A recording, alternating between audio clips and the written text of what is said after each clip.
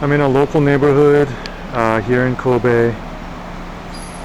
I'm in the Hyogo Ward part of Kobe, and what's cool about Japan is like you can just go on any street corner and find a beer vending machine. So this vending machine sells beer, and they also sell a little bit of canned coffee. Here's a delivery man. Hello. And then that's kind of what it looks like from a distance. So, hello.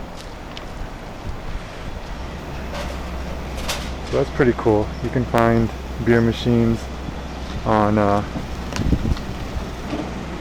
not any street corner, but almost every neighborhood you go, you can find a beer machine on the corner.